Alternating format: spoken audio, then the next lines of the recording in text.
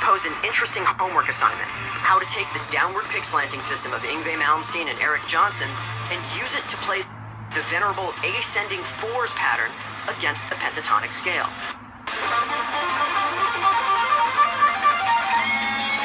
It seems like a harmless enough assignment, right? The pentatonic scale is very common, fours is very common, and yet almost no one ever plays it.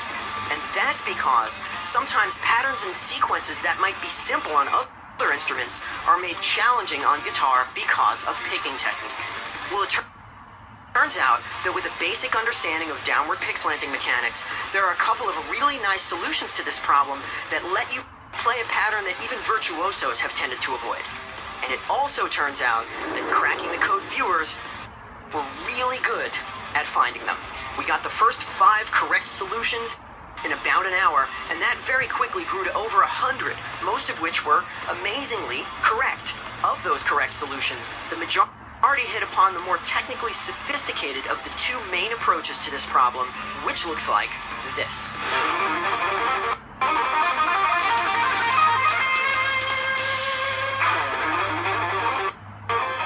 What we're seeing here is a fairly space-age combination of alternate picking and sweeping that broadly mirrors Yngwie's approach to the volcano pattern from Season 2, Episode 2.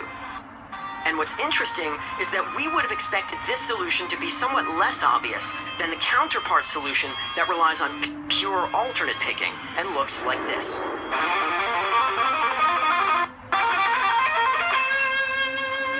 This solution is conceptually simpler because the alternating sequence of downstrokes and upstrokes is totally uninterrupted. And we know that to make that work, we always have to switch strings after an upstroke. And Eric Johnson has already solved this problem for us. By grouping everything into units of 2 notes and starting on a downstroke, we can guarantee that the last note on every string is an upstroke. Now, for our purposes, we can take those units of 2 and group them into sequences of 4. And because that sequence of 4 is totally efficient, we can now move that unit of 4 anywhere else on the guitar we want. So in this case, we can do it in one position, then move up to the second position and do it again, and then move to a whole new set of strings and start over. You'll notice that I'm using 3 note per string fingerings here, and that's because the one weakness of this solution is the constant jumping around between positions. We can minimize this by keeping the index finger locked in this fret here and using the other fingers to do the heavy lifting.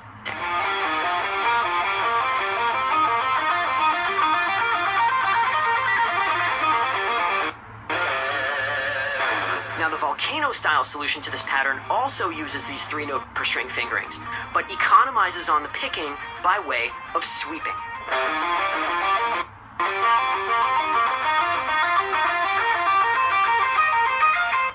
Interesting, right? The pattern actually starts on an upstroke, and then uses a downward sweep for the string change, and then finishes on an upstroke. So unusual and counterintuitive, and yet such a classic Yngwie thing to do. Yngwie starts his famous arpeggio sequence on an upstroke. And this is fascinating because Yngwie is not a guy that overly intellectualizes his guitar technique, and yet his picking decisions are always supremely considered. So that's the first unit of 4. The second unit of 4 starts over again on the low string. And to get there, we're going to use alternate picking. And we can do this because downward pick slanting allows us to escape the strings and get right back into position. Now, once we're there, we only have 1 note on that low string. So we're going to use a downward sweep to play that note and sweep immediately back to the A string. And this is a textbook volcano maneuver. Remember, the volcano lick also had an upstroke on the A string and then a downward sweep on the E and the A. So in other words, alternate picking in the descending direction, sweeping in the ascending direction. This is the volcano way. It is a cornerstone of Yngwie's scale, scale playing, and it is incredibly powerful. Most guitar players avoid one note per string sequences like this because of all the jumping around, but Yngwie embraces them. His combination of downward pick slanting, alternate picking, and sweeping allows him to handle fretting combinations like this that would be really challenging with alternate picking alone. So that downward sweep is actually the first two notes of the second unit of 4. To get the third and fourth notes, we're going to stay on the A string and use our 3 note per string fingerings and simply go upstroke, downstroke. And this puts us in the perfect spot for starting the whole sequence all over again on an upstroke, except this time on the A string. Amazing. The way these complicated patterns fit together like puzzle pieces is almost like magic. It feels like it was meant to be that way. And that's the genius of the Yngwie solution. These things look complicated on the surface, but doing it actually feels really natural. It's almost like you're falling through the strings in the direction of your pick slant. The pick slant enables the sweeping that you use on the ascending side, and it also enables the alternate picking that you use on the descending side. And notice, it even makes the left hand easier. You only have to reach to those 3 note per string fingerings once every 8 notes instead of twice. But the real power is in combining both of these solutions. The Yngwie solution is an expert way of moving this way.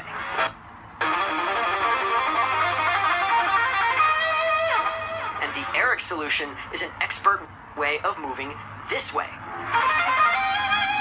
So if you take the Yngwie solution as far as you can go, when you run out of strings, you can simply switch to the Eric method and keep on going.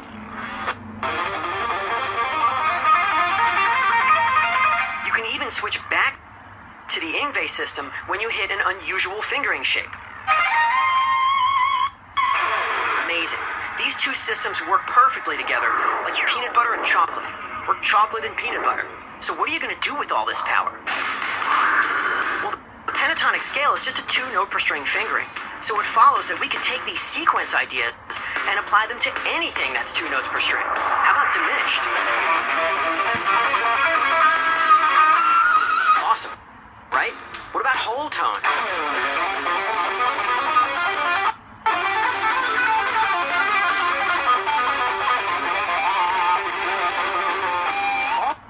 So cool. In fact, you could take either of these ideas and mix them into your blues playing to spice things up.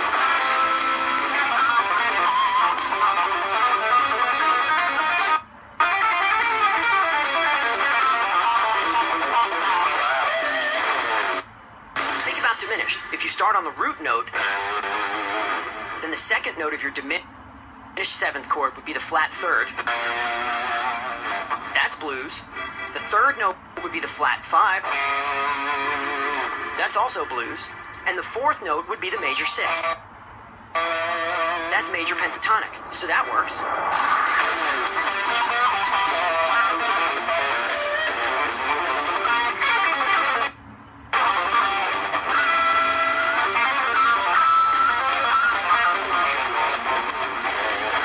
Whole tone is also cool.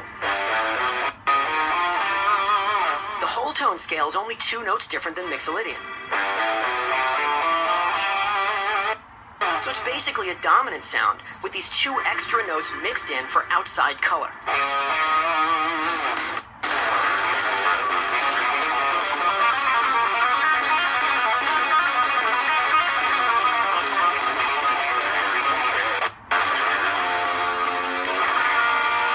Now you don't have to go crazy and sequence these things all over the place. You can just use little bits of them and then connect right back to your blues playing. Or you can use the diagonal nature of a lot of these patterns to connect from one pentatonic position to another. Here we're using diminished to connect the box to the 3rd position.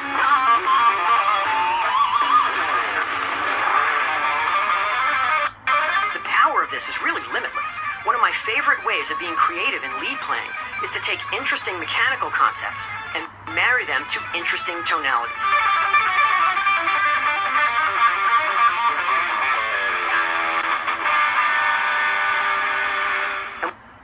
that so many of you feel the same way. This kind of picking knowledge would have been science fiction when I was a kid. If you showed up to a guitar contest with this kind of firepower, that'd be like rolling up to the club in a time-traveling DeLorean that you found in the barn. But if this kind of knowledge and the creativity that it can inspire is now becoming accessible enough that we can get over 100 correct responses in a matter of hours, that is everything that cracking the code is about.